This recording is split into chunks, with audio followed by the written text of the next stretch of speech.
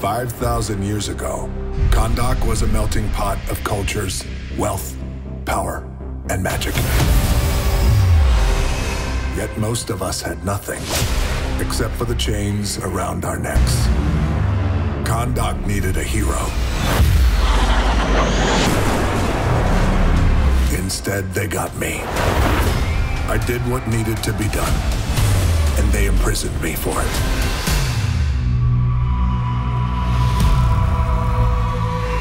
Now, 5,000 years later,